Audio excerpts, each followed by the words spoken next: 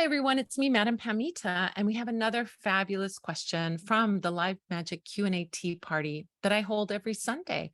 I'd love to see you there. Come join me live over Zoom and ask your questions about witchcraft, magic, spirituality, and I'll answer them. You can do that simply by going to spellsquad.com, signing up, and you'll get a link to join. And not only that, you'll get a coupon for the Parlor of Wonders. Win-win. So why don't you head over to spellsquad.com, and now we're going to see a clip from one of our live magic Q&A tea parties. Rana says, things come to me in dreams a lot. When I have received a message, I can't sleep because something seems to say, write it down. And so I have to wake up and journal the dream. I notice it's always around 3:30 a.m. Is it because the veil is thin around this time every night? Some people seem to think the veil is thin only during Samhain, hence the reason why I'm asking.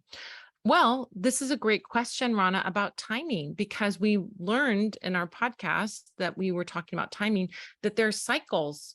All of these things are cycles. There's a cycle of the year, right? In the cycle of the year, some traditions say that Samhain, the fall time, is the time when the spirits are most active.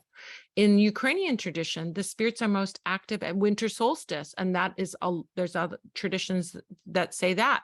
It sort of, depends on where you go. You're going to find traditions that say that the contact with the spirit world is strongest at certain times of the year. And so you can follow whatever tradition is the one that floats your boat and see what they have to say about it.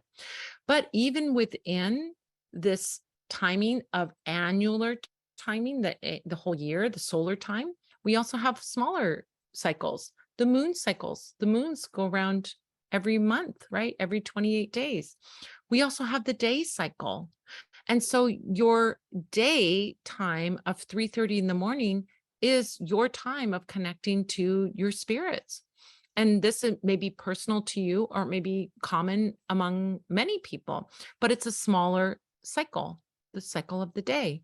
So think about, when you start to think about it in that way, timings become very, I don't know, to me, very accessible, because yes, you can wait until you want to do your business spell. You can wait until the sun is in Capricorn, and that makes, we have to wait until late December or in the first 3 weeks of January.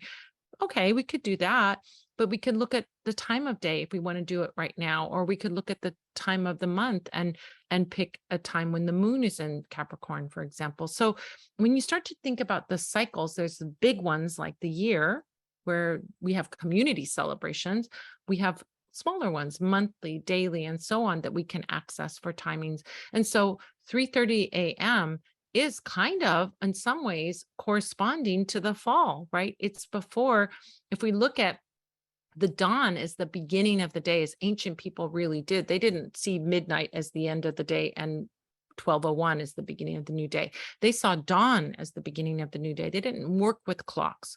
And so nighttime, or they saw dusk as the beginning of the day. Sometimes the whole nighttime was the first part of the day, and then the daytime was the second part of the day. So as different cultures and different systems, right?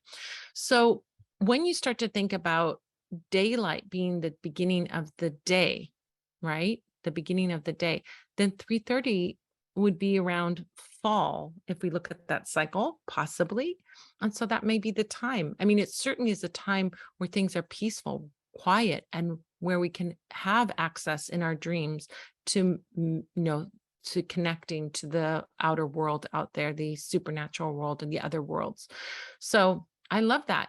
It works for you. I think that's amazing. And the veil is thin every single day at a certain time. So we have the big cycles and the little cycles, right?